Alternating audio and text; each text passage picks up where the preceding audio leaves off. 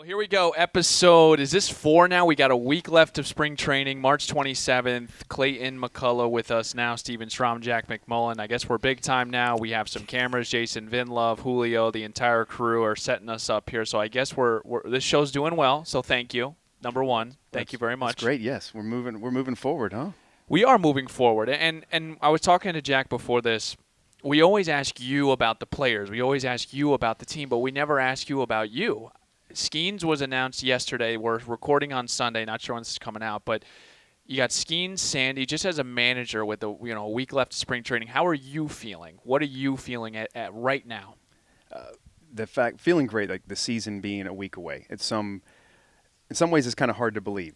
On one hand, it feels like we've been here for a very long time, and on the other hand, it's like holy cow, in a week, like this thing starts. So, Sandy, Paul Skeens matchup opening day. I think it's great for baseball, and it'll be great for our fans to come out on opening day. Should be it'll be exciting for everyone. But as a baseball fan, you look at that like those are two premier pitchers in our sport, and then going head to head on opening day. That's what it's what these guys about how competitive the big leagues is, and right away this is what it's going to be about, and to beat pitchers like Paul Skeens is what what you have to do to when get yourselves into postseason. That's who you face is the top guys. So it'll be a great test for our guys right away. Are you going to put a child lock on the traject machine? It's like, okay, no facing Skeens until 3 days before. Let's focus on Sonny Gray today. Let's focus on other guys. Yeah, Sonny Gray today. But it'll be, I'm sure, the conversations now and the planning on start Paul, to pick and up they'll a little start bit. and start to probably do some diligence and some guys getting some as many reps as they can on Paul leading up to opening day. Gotcha. Where do we want to start here? I do want to start with this, actually. Strom's all-spring training team. Okay, I want to get your thoughts on this. All right. Number 1, Connor Gillespie. Unbelievable. Yeah. So far, so good. Number 2, Joe Mack. Number 3, Conine and Mervis against lefties. Number 4, the Weathers-Myers combo. I told you 5, but these are just duos. And then 5, the baseball traditionalists, because we've played 7 3-hour games. What's your take on my any names or mentions that stick out? Love your list. The lefty, the Conine Mervis versus left. Good pickup by me. Yes, good pickup. And I mean, I don't think I've ever seen this many left-handed pitchers. It's unbelievable. It's guys crazy. facing. We were joking with Stowers yesterday too. He goes over. He's hitting leadoff, and we've seen Framber a few times, right? And then I think he had 5 at bats, and they were all versus left yesterday. He got Hader too, Yeah, right? he got Hader. Brian King. Yeah. Sosa maybe. So it was like they just kept rolling him out and looking at what, and he's hung in there well, and so have Griff and Matt. In a lot of ways, it's a good thing, right? I mean, facing some left-handed pitching. Force you to hang in there some, have your approach be very middle of the field, staying on ball, especially you get a lot of spin moving away.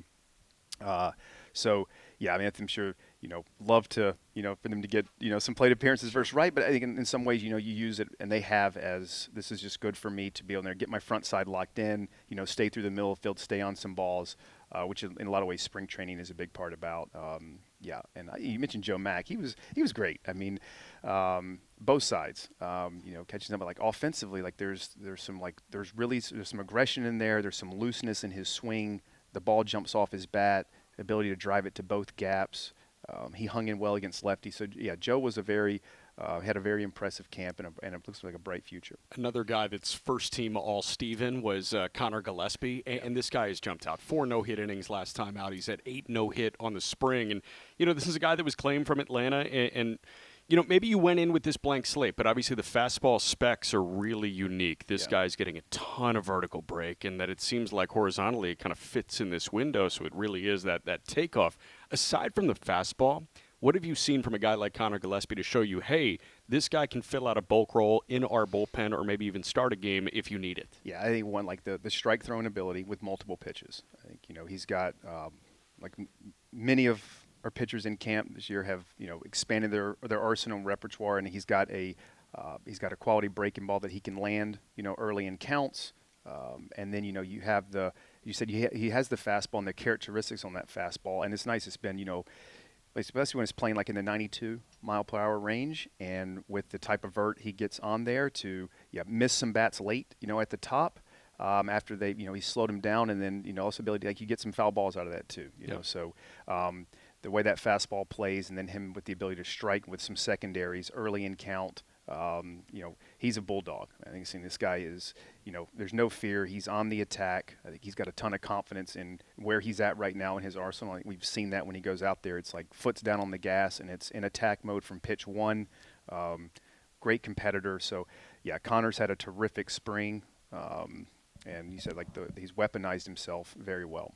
What you got in the notebook? You got anything good? No, I did want to stick on the arms. What can you tell us about Edward Cabrera as of right now? Yeah, so he had the blister flare up on him again the other day, unfortunately, and then went in and got some of the nail taken out, which hopefully we feel like getting that nail taken out there, let it now properly heal. Hopefully that will mitigate some of the blister issues that he's had here for the last 10 days ago. Then he started in that Boston start on the road. Felt okay, but then going out there the other day, just reacted again. So felt like it was time to go in there and do a little more investigating, and hopefully this will help alleviate some of the pain he was having. Take a couple days of probably no throwing just to give the area a chance to heal and some of the tenderness to get out. We'll get him back throwing in the next day or two, which doesn't put him too far off track. Do you expect him to miss a couple, maybe a start before or on for the regular season? Yeah, well, regular season still be determined. Okay. I think we'll still believe that we'll be able to get Edward back on the mound throwing to hitters. Great. Now closer to the end of camp, just with the timing of this to give it some time to heal and him having to take some days off from throwing. Staying on the starting pitching front, we saw Sandy go 4 innings of 47 pitches, rolled a couple of inning-ending double play balls. That looked like Sandy. So in terms of boxes you need to see checked from the ace and the opening day starter, is there anything other than we got to see him get up for a 5th time in spring training? I think that's really it right now. I think Sandy, the velocity it's been there from day one, and only 48 pitches in 4 innings is fantastic, but I think he was still upper 90s at the end of that. So now that he's gone through some innings where you get fatigued a little bit, but he's holding his velocity. So I think right now with Sandy, it is full steam ahead. Get to the 5 ups, the pitch count get increased next time, and I think that's right now probably the really only thing he's got left to do here in this camp to feel good about the season starting. Sandy is a man of all moments, and his leadership is more lead by my work and look how I work. But from a positional standpoint, with such a young group, have you seen anyone emerge as a leader, whether vocally or just by work? Yeah, there's been a few. I think this group, I feel like they like each other, and you watch them go out there and work together, and they enjoy the work. They're not shying away from it. Connor Norby has been great. He's been vocal, whether that be some of the teammates in a drill setting, and also with staff, which is very helpful to provide feedback for us to help. I think Otto Lopez for me, this guy he's a terrific person. He seems like he just kind of keeps his head down, and works, and he's a real grinder, but he cares about the right things. He's a great teammate. I think sometimes maybe you don't hear it as much vocally, but he's always there. He's a terrific support system for a lot of his teammates, and I think Nick Fortes for me is taking some real steps. Yeah, the catcher position, in some ways the expectation is that, and I think Nick is growing into a real leadership role, and he's playing his butt off behind the plate. And I think how he swung the bat yesterday, he's feeling great about where he's at. So feel really good about how Nick is wanting to take on more of a leadership role, and I think he's maybe at that point where now a little more comfortable in his own skin, and now those opportunities there, and we'll be counting on it. I'm going to be the Debbie Downer and pivot right now. We're going negative? We're going negative All here. Right. I'm sorry, but we haven't talked to you since Jesus Sanchez went down with the oblique issue. How is Jesus doing at this point? All right, disappointing. Especially for it to happen when it seemingly you get some plate appearances in, right, and the initial timing and all, and then you start to kind of see it trending in the way you want it to go. He's elevating some balls to the pull side. He's barreling a lot of balls. So I think he's more disappointed that the timing of this, and now that the inability to be able to start the season and help us win games. But I think he's also never had this happen before. Yeah. It's a new thing. So we told him we just got to be smart about this, and it takes the time that it takes. And I think you don't want to put an artificial timetable on there. You make sure this thing heals up, and we'll have a lot of season left. Once he's back in there. I'm totally a baseball nerd when it comes to reading about the issues in Major League Baseball. And I remember 2021, there were tons of articles being written about the soft tissue, kind of tick up, the injury tick up after that 60-game season in 2020. And then the oblique issues start to come about. Oblique issues, you talk to somebody who was watching the game in the 80s and 90s, those did not exist. Why do you feel like, obliques and things like that, those soft tissue injuries are, I don't know, so apparent in our game right now? Yeah, I don't know if you have the guys are so physical now that they're moving so fast, and there's such an emphasis on speed and, how quickly, you can torque that, is that the reason for it? I'm not exactly sure. I think, everyone would love to have an answer like on those oblique. They seem to, and they're just, the problem, they're just so nagging. What seemingly doesn't appear to be that significant, maybe in the moment though, and just seem like they can stretch out and really linger because it's always on. Every time you're breathing, every time you're moving, it's not like you break your arm and you cast it and let it heal. This is something that is just kind of always on. So I think they just become a nagging type deal that time is really the only thing that helps it. I got one negative too, if you don't mind. The base running getting caught on pickoffs. What was the thing you mentioned, Jack? The vault lead. Vault lead. Go ahead. No, I'm just curious about it because I know that's been, again, a ton of articles written about it last year, and Mike Roberts is, Brian Roberts' dad, kind of the godfather of the vault lead, and, I read some features on Volpe and all that, and obviously it was resulting in a very high efficiency for him, but it's such a delicate timing situation. As we get closer to opening day, obviously it gives you an insane competitive advantage if you get the timing down right. Where do you feel like the timing is with the team as a collective on the vault lead? Work in progress. I think we knew this going in, that this is not something that is for most picked up very quickly, and it just some practice reps, some just understanding of, hey, your lead size is an important part of this. How high you get off the ground when you move, so you still have to be in a position to be able to get back if the timing doesn't catch. And we have seen some pickoffs in this camp with that, and I think we've also encouraged them to continue doing it, and that it is going to be some like most things. Some will probably pick it up a little bit quicker, and be able to utilize it more, and then others, we're not wanting them to shy away from this continuing to potentially be a part of their package, and that time to really be able to grasp it. My understanding is it takes a number of reps, and we're going to see the season's going to start, and now these outs become real, and now I think with some other things we'll have to continue to push it and find times earlier in the day for those that potentially are going to utilize this to be able to continue to kind of to work on it some. And there's going to be some guys that get picked off during the season with this, and we hope down the road the trade-off of that maybe early pain is worth the payoff. I really have to give you guys credit, though, as a staff, because you guys were open about we're going to try new things, and starting from day one of spring training, we're going live, and we don't care what you think. And you're doing these different things off the bases. I got to give you guys have said that you guys are going to do these things. You're going to go through ups and downs, but the most important thing is you're not going to stop doing them. Right.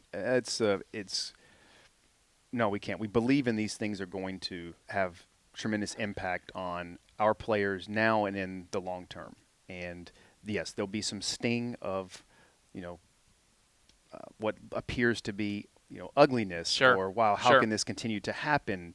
But look at those.